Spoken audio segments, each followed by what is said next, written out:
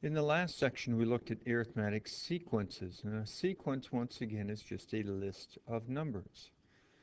However, if you replace your commas, because in the last section we looked at a 2, comma, 5, that didn't quite right correctly, so 5, comma, 9, comma, 20, comma, 65, that's a sequence because we have commas here.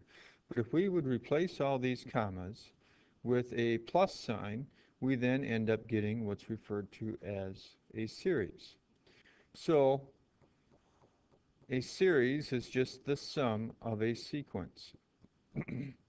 Well, if you would have that common difference with a series, just like we did with a sequence where you're adding the same number each time, if you're adding the same number each time with a series, it's referred to as an arithmetic series, which is the sum of an arithmetic sequence. So here we have an arithmetic series because they're being added, so it's a series. You're going up by 3 each time, so it's arithmetic. Your formulas for finding the sum of an arithmetic series are given to you over here. Once again, the a sub 1 is still your first term just like it was before in that other formula. There's two different formulas here. Whichever one you choose to use does not make a difference.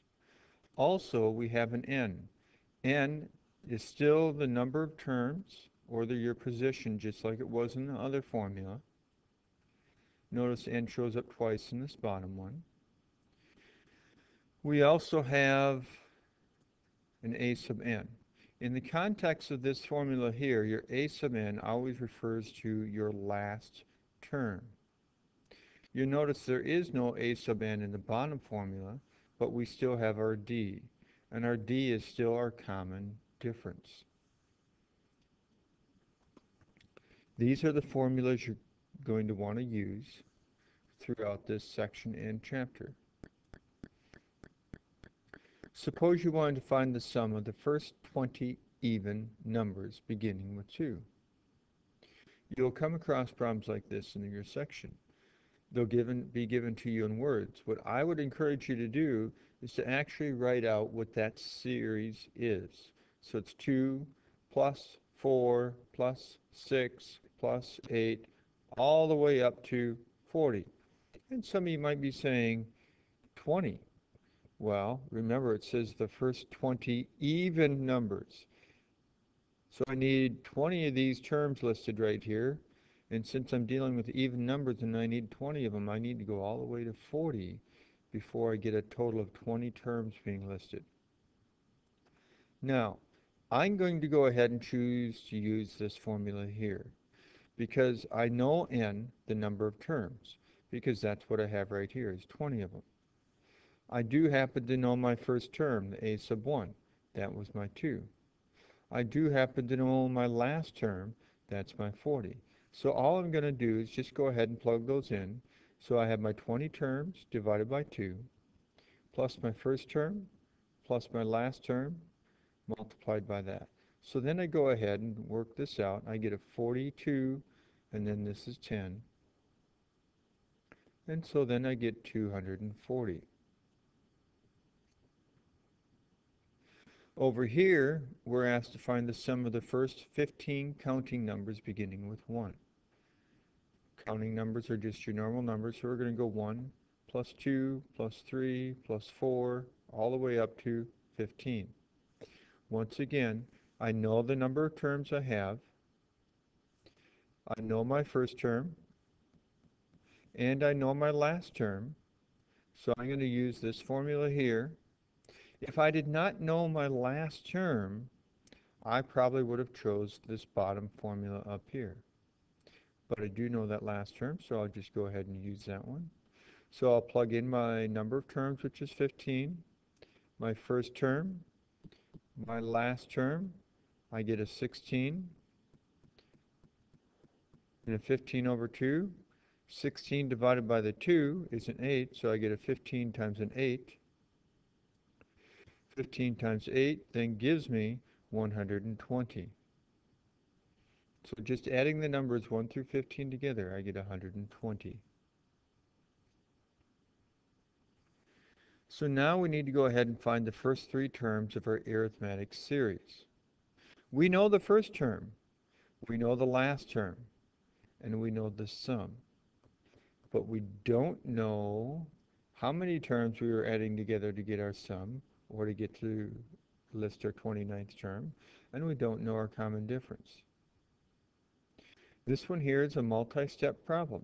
So, since I have really these two formulas to choose from, plus I have this formula down here. These are all the formulas that we've dealt with so far in this chapter.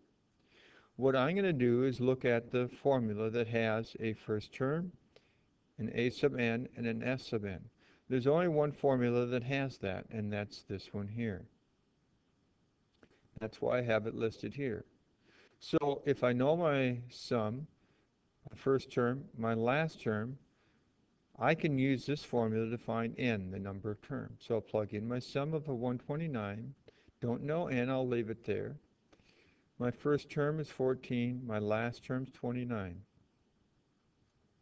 I can now go ahead and solve this for n. Work out the right side. I'd have to divide by 43, and then to get rid of the dividing by 2, I'd have to multiply both sides by 2, and I would get n to be 6. Well, to be able to find our first three terms, we know our first term, but we need to know our difference. So I'm going to use this formula here to find my difference, because we ended up just figuring out what n is. We were given our first term, and we knew what a sub n was. So all I'm going to do is plug in my a sub n, my first term, and then my difference, or not my difference, my n that I just figured out. So a sub n, according to the problem up above, is 29. Your first term, which it says is 41. N, which we know we just figured out to be 6, minus 1 times our difference. Well, we'll go ahead and do this. We get 5 here. Subtract our 14 from both sides. Divide by 5 on both sides.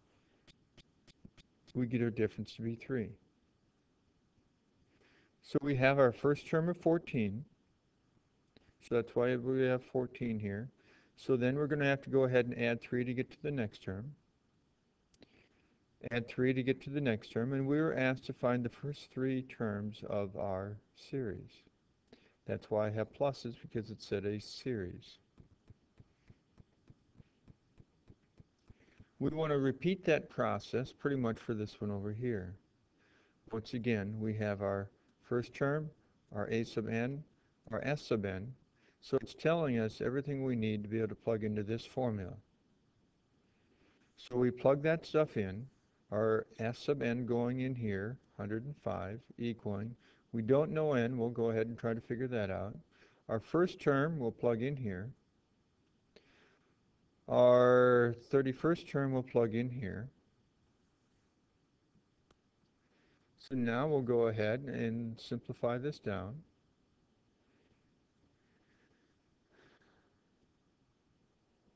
You might be wondering, where's the 21 come from? It's the 42 divided by 2.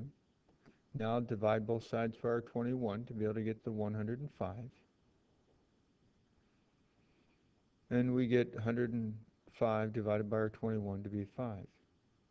We can now use this formula here to figure out what D is, because we just figured out what N is. You were given your first term, and you were given your A sub n. So all we have to do is just plug that stuff in. We plug in our A sub n, 31, our first term 11, our n, and our difference. Now all we have to do is just simplify this down. We get 4 in the parentheses, subtract our 11 from both sides, divide both sides by 4, and we get 5. We knew we started out with 11 for our first term. The problem gave us that. Since it also asked for a series, we now got to be adding. So we're going to add 5 to our 11 to get 16. Add 5 to our 16 to get 21. We also are going to be introducing you to sigma notation, or the summation notation. It's written with this funny looking E, which is the Greek letter for sigma.